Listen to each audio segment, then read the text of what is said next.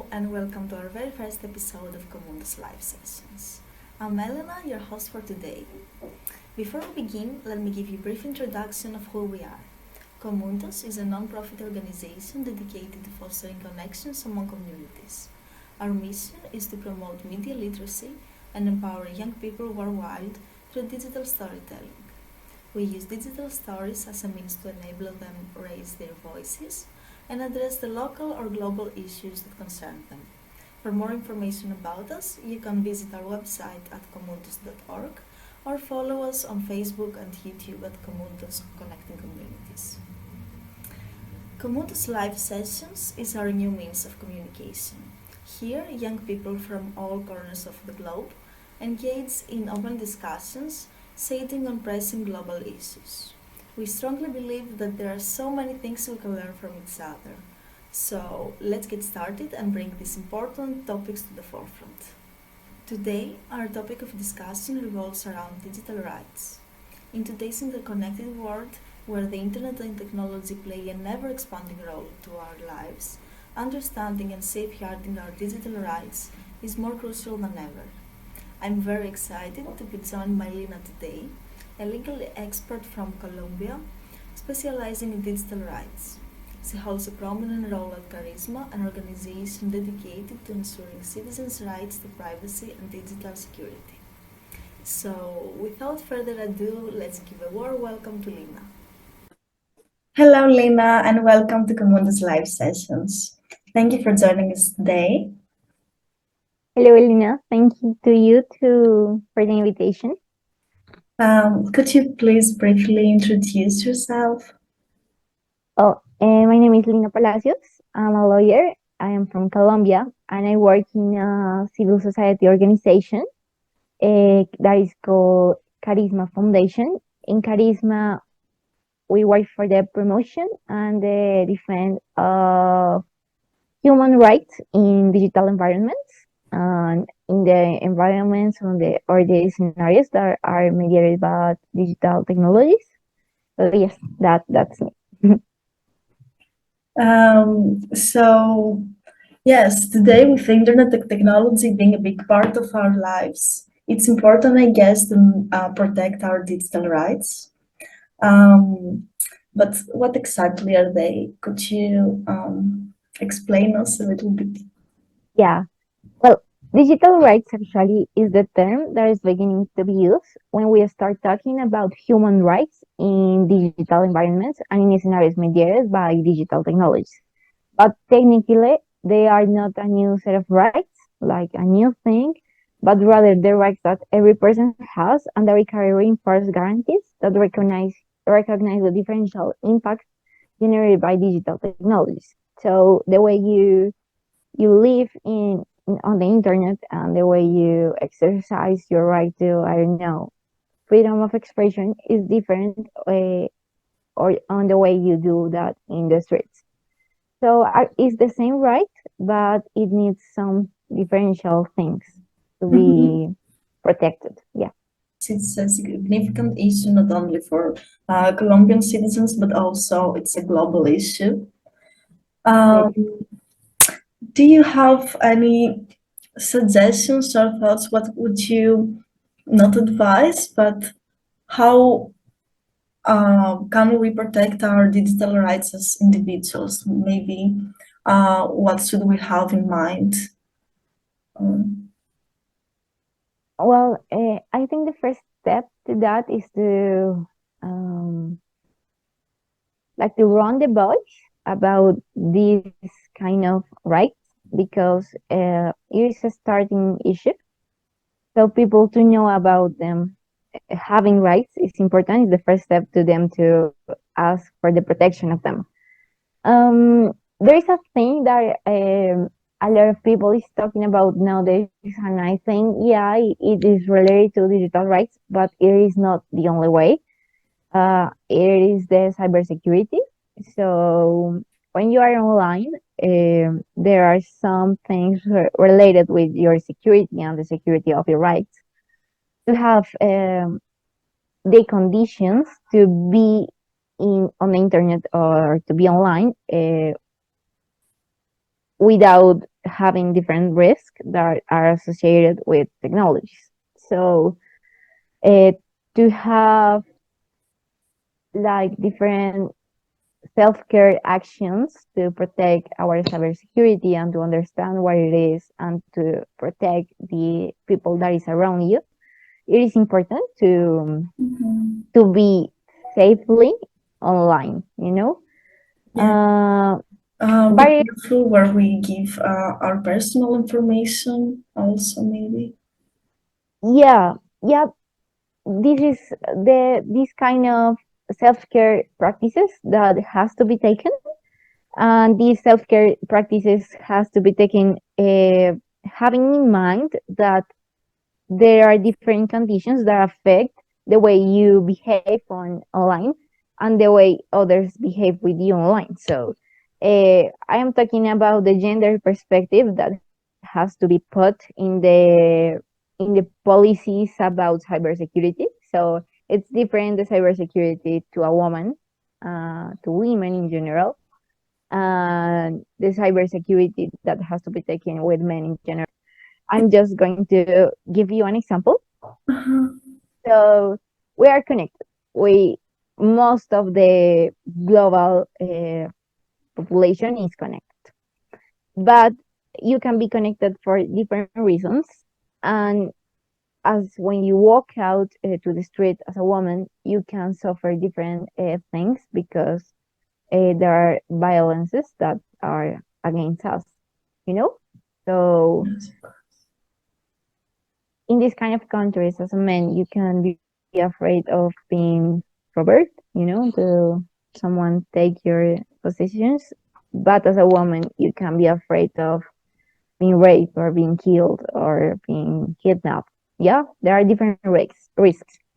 So when you are online, this works in the same way. So the way you are connected is different. So actually, it works really, really similar in a similar way when you are connected as a woman in social media. You can receive different offenses just for being a woman. Yeah, so I am talking about uh, receiving pornographic pictures without your consent. Yeah, this kind of stuff that happens to a lot of women in the current times. So the production of policies that are focused in cybersecurity has to have this in mind. But I'm talking about cybersecurity in a way of how to protect your data, of how to express yourself freely. And these are responsibilities of the different states and of the private platforms that give the services of internet, of social media, and the different things that we use in this new world. But there are different things that happens in the real world, like in the physical world, that are also mediated by new technologies or digital technologies, and we have to have self-care practices as well. So I'm going to give you an example about a protest where when people um, public manifest. So in different countries, this is an example of United States. The police, for example, has bought uh, technologies to recognize, so to do facial recognition. Yeah, this is common worldwide. It's happening, I don't know, in France with the upcoming World Cup of football. So these kind of digital technologies also has to be treated with differential perspectives to protect human rights because uh, this has been proved and the digital facial recognition technologies tends to be racist. So these kind of technologies are proven, like the tests are done to know if they work or not. Uh, Usually with faces of white men. Yeah. So when you are going to try to do facial recognition on a face of a black person, it tends to give you more false positives or false negative. This means that, or you can be recognized as someone that you are not, or you cannot be recognized because these kind of technologies are just being tested with some kind of face. So when you put the face of a woman, of a black man, this is not going to be read with like with certainly. Uh, That's so, so yes. Yeah, yeah, please continue. no, you can give me all of your reactions. This is a really big word, so I'm not talking about much thing at the same time because you can be talking about one and you just jump to another because it is a really complex issue to be talking about, and there are different things going around and everything's happening so fast, and yes, Mhm. so that's the importance of this. What you say is really interesting, especially, for example, the gender difference, something really simple and something that I also experience as a woman, but I've never thought about it. For example, I've never thought that receiving offending messages as a woman, I thought it, of course, it was not okay for me, but I've never thought that it has to do with my digital rights.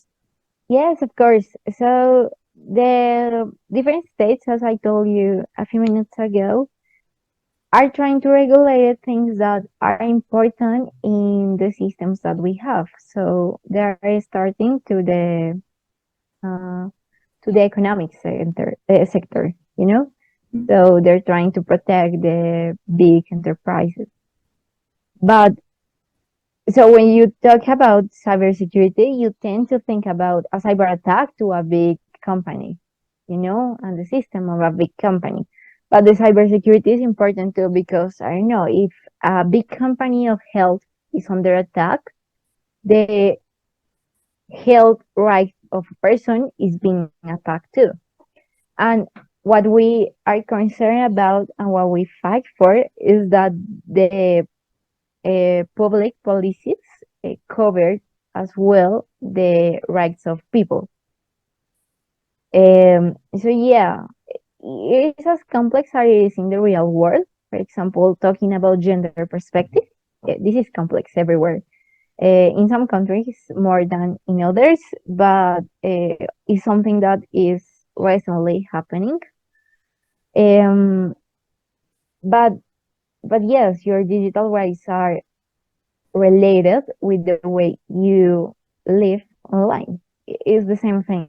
So you need, and the states has to has the responsibility of having regulations, having and taking actions to actively protect and guarantee your rights everywhere, as in the street as online. Thank you so much, Lina, for joining me today and providing us all these enlightening insights. Through our conversation, I realized that digital rights do not strictly refer to the legal rights to access, use, or create digital media, but to all rights we have in real world, just expanded to the digital one.